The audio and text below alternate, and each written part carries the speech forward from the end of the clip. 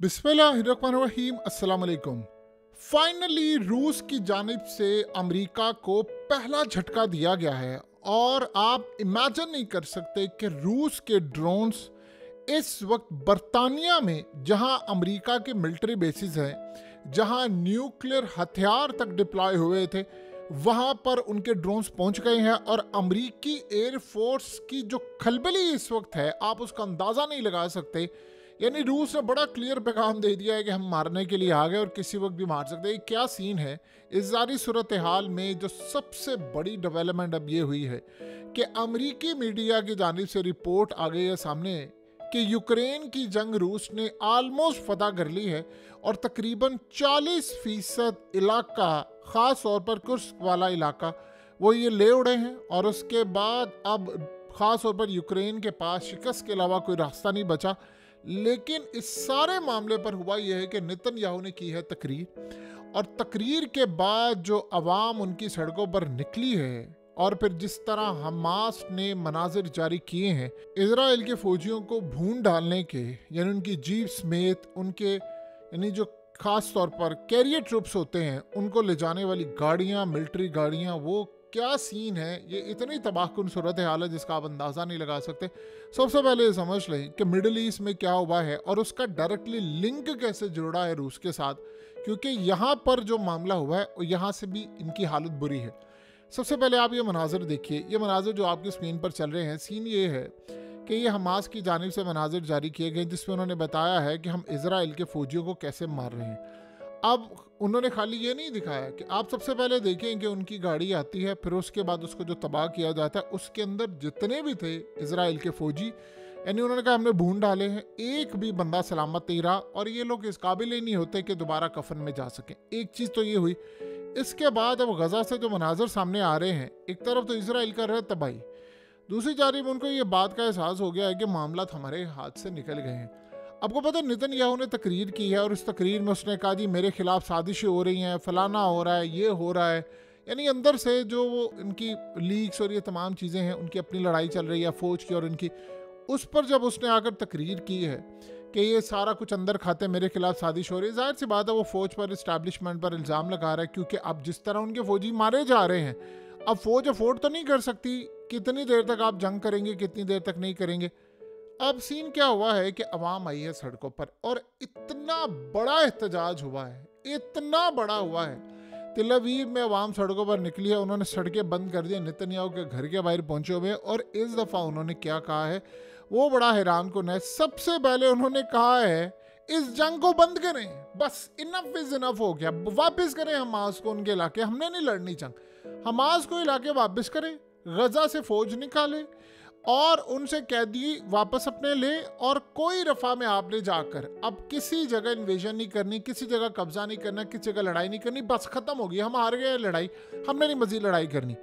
और मजे की बात आप ये देखें, इससे भी बढ़कर उन्होंने कहा है कि गवर्नमेंट फारिग हो, नेतन्याहू को घर भेजें, इस गवर्नमेंट को तोड़ दें। यानी ये वो डिमांड्स हैं जो आप ये सोचें कि गौर करें तो कौन करे, इजराइल की फौज, यानी ये जो मीडिया है इजराइल की और सारी इंटरनेशनल सतह पर आ रहा है कि इस सूरत हाल में उनको पता ये चल गया है कि मामला हमारे हाथ से निकल गए हैं।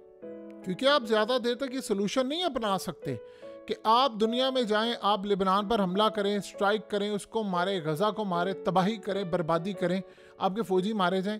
ये इस तरह आप जंग जीतना होती तो अमेरिका अफगानिस्तान में जीत जाता। जब ये सारे का सारा मामला हो रहा है और देखिए जिस तरह 125 ममालिक में नेतन्याहू और या उनका डिफेंस मिनिस्टर फॉर्मर जाएगा, वो गिरफ्तार हो जाएगा। तो अब सीन ये हुआ है कि कनाडा ने कह दिया है कि भाई हम तो गिरफ्तार करवाएंगे, इसी तरह नीदरलैंड ने कह दिया, बहुत सारे ममालिक ने कह दिया कि आएगा तुम गिरफ्तार करेंगे।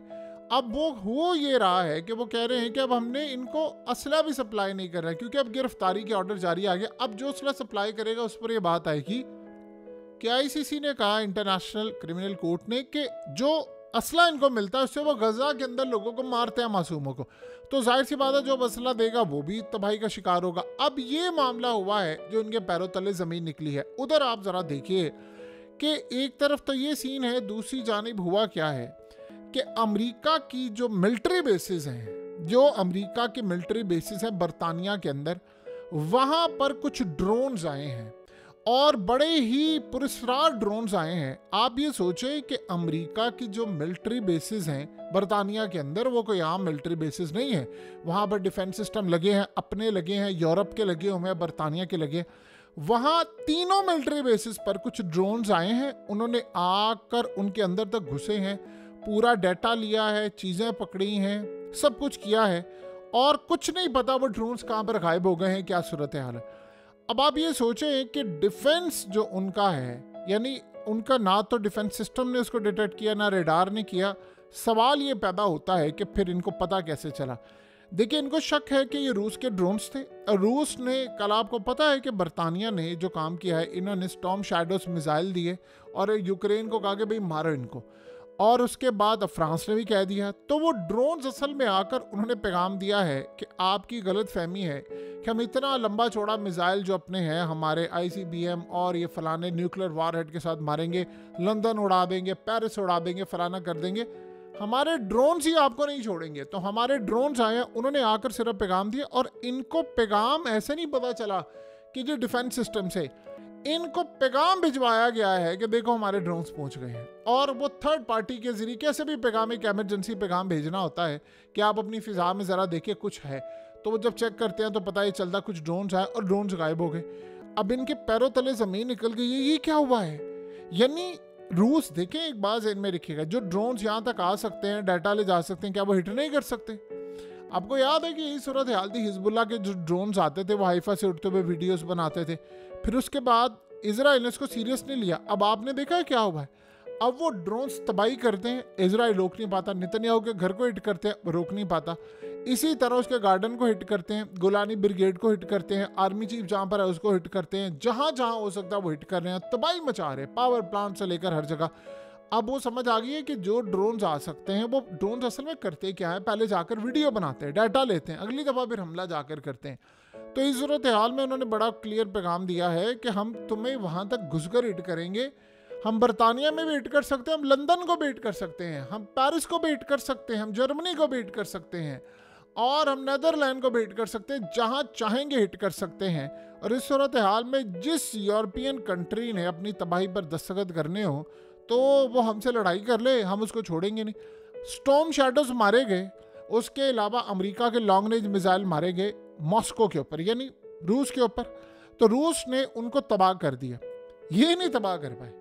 उनके ड्रोन्स आए तो रूस रोक लेता है, लेकिन इनके ड्रोन्स और मिसाइल चाहे वो नहीं रोकता। अब ये क्या सोच रहे हैं, ये सोच रहे हैं कि ये ड्रोन्स रशिया के थे या जो ईरान ने ड्रोन्स भेजे हैं उनको वो वाले थे, क्योंकि अभी तक रूस के पास ऐसे मिसाइल है, ईरान के पास ऐसे मिसाइल्स हैं, ऐसे ड्रोन्स हैं, ऐसी चीज़ें हैं कि अभी उन्होंने सरप्राइज देना है, इनको पता भी नहीं चलेगा। तो वो ये सोच रहे हैं कि अगर ये मामला यहाँ तक है तो फिर ईरान ने अगर हमला कर दिया तो फिर क्या होगा। आपको पता है ईरान के ड्रोन्स भी जाएं तो वो रोक नहीं सकते।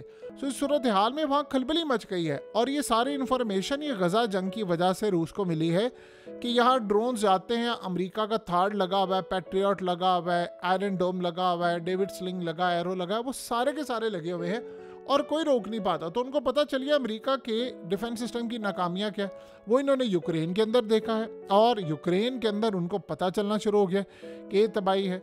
सो यही चीज़ तो जाकर बरतानिया में लगी हुई है, तो बरतानिया में भी उन्होंने वहाँ पर एक काम कर दिया, तो वहाँ पर तो खलबली मच गई, ये क्या हुआ है। अब उसके बाद जो अगली डेवलपमेंट है वो ये है कि अमेरिका ने रिपोर्ट जारी की है कि जिन इलाकों में रूस की फ़ौज दाखिल हुई थी जब ये यूक्रेन की जंग छिड़ी थी, तो वो इलाके 40% तक फतह कर लिए हैं। अब दूसरे ज़राए कह रहे हैं 50% कर लिए हैं, यानी आप ये समझ लें, चले एक्चुअल ज़राए गलत से 60% कर लिए हैं, आप 50 से 60% कर ले, यानी यूक्रेन के जिन इलाकों की वजह से लड़ाई हो रही थी वो तो रूस ने फतह कर लिए। तो अब बताइए यूक्रेन क्या करेगा। अब अगर वो इलाके फतह कर सकते हैं तो वो कीव तक नहीं जा सकते, यानी वो वहाँ तक नहीं जा सकते जो इनका खास तौर पर डाउन टाउन है या इनका कैपिटल है या इनकी दीगर चीज़ें, दीगर शहर है, वो वहाँ तक नहीं जा सकते। क्या वो जा सकते हैं। सो अभी सूरत हाल में आपने रूस को समझा हुआ है कि हम उसको खा लेंगे, इसको फलाना कर देंगे, अगला आपको खा कर फेंक भी दे, आप पता भी ना चले आपको। सो लिहाजा इस सारी सूरत हाल में एक बात तय हो गई है कि इनके पैरों तले ज़मीन निकली है कि मामला हो क्या रहे हैं। इलाके हाथ से जा रहे हैं, चीज़ें इनके हाथ से जा रही हैं, हर तरफ तबाही के आसार इनको नज़र आ रहे हैं। अब आप अगर ये काम करेंगे तो अभी तो उन्होंने अपने ड्रोन्स भेजे हैं, आप सोचें अमेरिका एक मिडल ईस्ट के अंदर भी पैगाम गया है कि अगर बरतानिया के अंदर अमेरिका की मिलिट्री बेसिस महफूज नहीं है, बरतानिया में जहां पर उन्होंने अपने न्यूक्लियर मिसाइल डिप्लॉय करके रखे हैं, अगर वो महफूज नहीं है तो दुनिया में क्या महफूज है? बताइए ना। इस सारी सूरत हाल में जहां पर इनके न्यूक्लियर वार हेड्स या मिसाइल पड़े हैं, अगर रूस ने अपने ICBM, ये सरमट और ये दीगर मार दिए वहां पर, और उसने जाकर वहां पर उन सबको तबाह कर दिया, तो आप इस काबिल रहेंगे कि आप हमला कर सके? तो आपकी सेकंड स्ट्राइक की कैपेबिलिटी ही खत्म हो जाएगी, आप इस काबिल ही नहीं रहेंगे और पहले में ही आपका सब कुछ तबाह कर दिया जाएगा। बहरहाल आज रूस ने वो काम किया है, या इन लोगों को जो झटका लगा है, आप और हम उसका अंदाज़ा नहीं लगा सकते। अमेरिका का खेल ख़त्म हो चुका है। ट्रम्प के आने तक का वेट करने से पहले तबाही मचा रहे हैं, उसका वेट कर ले, शायद ये कुछ डेवलप कर ले।